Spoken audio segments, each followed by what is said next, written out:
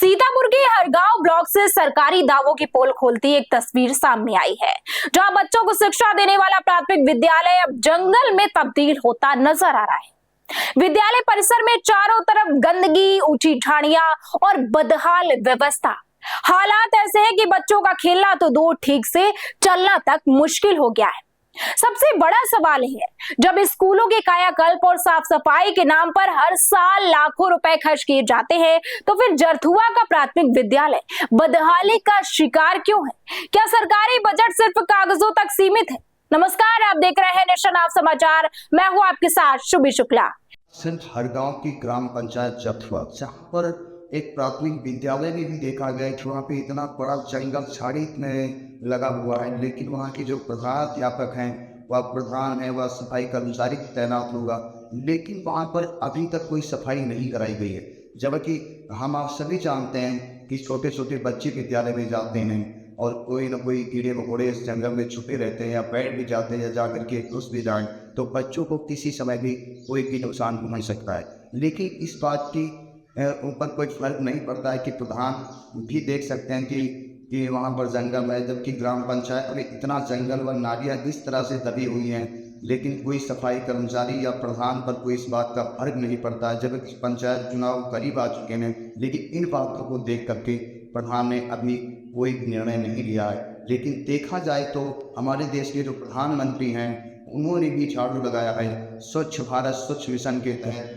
राष्ट्रपति ने भी झाड़ू पकड़ते हुए नजर आई, और हमारे प्रदेश के मुख्यमंत्री योगी आदित्यनाथ भी झाड़ू लगा चुके हैं। लेकिन जब इतने बड़े बड़े लोग, इतनी बड़ी बड़ी हस्तियां झाड़ू पकड़ चुकी हैं, तो क्या शिक्षा विभाग स्वयं भी कार्य थोड़ा सा करवा सकता और देख सकता है? इतना ज़्यादा जंगल नहीं कि एक घंटे में खत्म हो सकता, लेकिन वहाँ की जो लापरवाही सामने खड़ी है या उनकी निडरता समझें। सीतापुर के जो जिलाधिकारी हैं राजा गणपतिया, उनकी कार्यशैली को देखा जाए तो पूरे जिले में उनके नाम का डंका बज रहा है कि कोई भ्रष्टाचार करने को सोच नहीं सकता। लेकिन यहाँ पर देखा जाए तो प्रधान व जो प्रधानाध्यापक वहाँ के हैं, वह अन्य जो कर्मचारी हैं, उनके इस बात का कोई फर्क नहीं पड़ता। ना ही तो जिलाधिकारी का कोई डर है, ना मुख्यमंत्री का कोई डर। जैसा है वैसा ही रहेगा, उनकी ये सोच सामने खड़ी हुई है।